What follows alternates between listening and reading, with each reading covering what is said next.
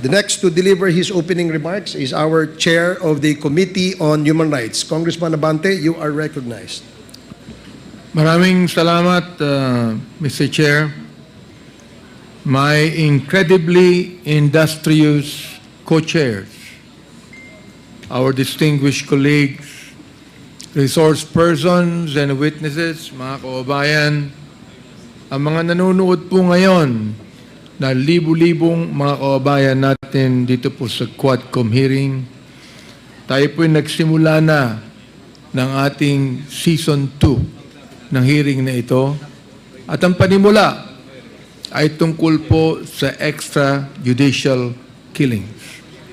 Today, we continue the important work of the Quad Committee in seeking justice for the countless lives that have been affected and lost due to the evils of pogos, illegal drugs, and extrajudicial killings. But before I continue, I would like to acknowledge the members of the Quad Committee who have returned to work despite the ongoing House break, a time when many of our colleagues are filing their certificates of candidacy.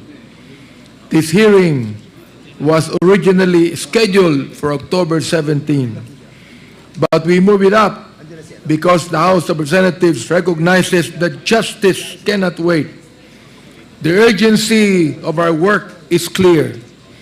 Those responsible for the violence and suffering we have uncovered must be held accountable.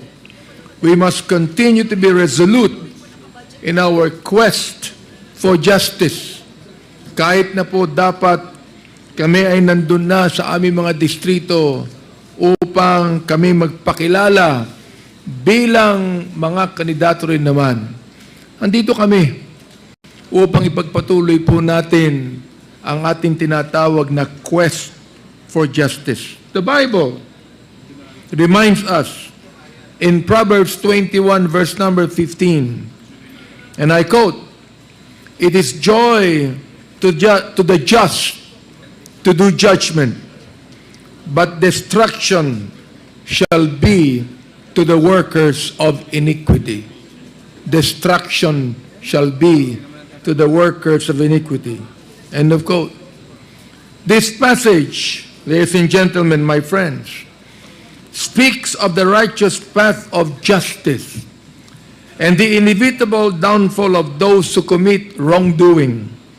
It helps us to remember our duty in this committee to ensure that justice is served and that those responsible for violence, corruption, and extrajudicial killings will face the consequences of their actions. To all those who believe they can continue to evade the law, let me borrow the words of the late Mike Enriquez, "Hindi namin kayo tatantanan." Kaninang umaga, andun po kami sa bills and tawag doon, bills and records section. Kami po ay nag-file ng dalawang bill.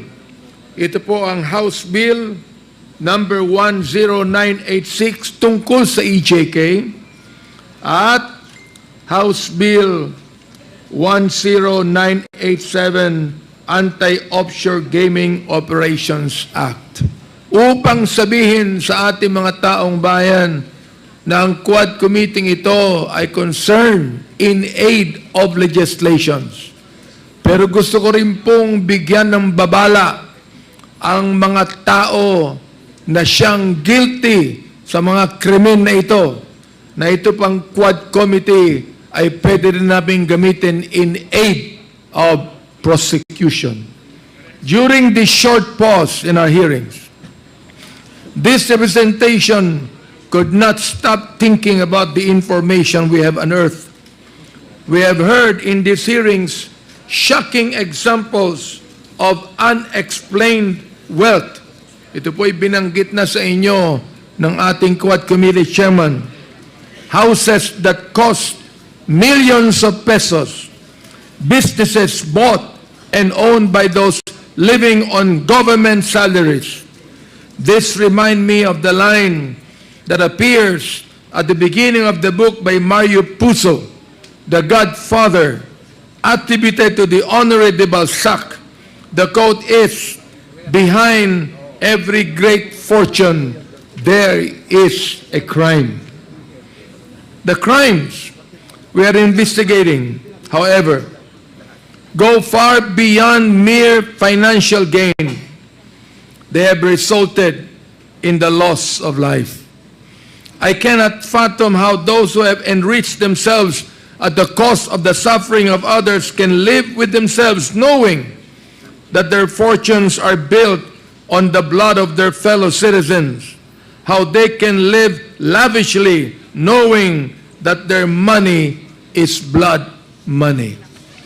Hindi po kami ang Quadcom ang maghihiganti rito, kundi ang sabi po ng ating Panginoon, "Vengeance is mine, saith the Lord, I will repay." Gagamitin po ng Diyos ang ating mga korte, ang ahensya ng gobyerno, mga law enforcement agencies. Gagamitin po ng Diyos ang taong bayan upang makita po natin na ang mga taong gumawa ng mga krimen na ito ay hindi maaaring makatakas. To these people and to those still in hiding, like Attorney Harry Roque, I say this: have the courage to face the consequences of your actions. It is better to stand and be judged than to live in the shadow of your wrongdoings. Maniwala po kayo, justice will catch up to you sooner or later. It is not a matter of if, but when.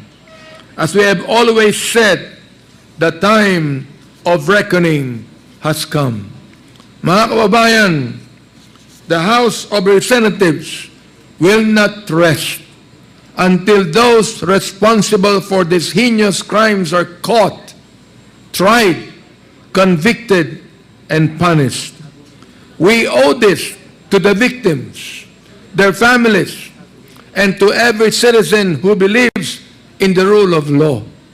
Nandito po ang ating mga kamag-anak na ating mga biktima na sila po ay nag-travel pa sa malayong lugar mula Cebu upang pumarito. Hindi na po sila pumasok sa trabaho upang idaing po nila ang mga injustices na nangyari sa kanila. We will not stop there. We will also ensure that the suffering we have witnessed will not be repeated.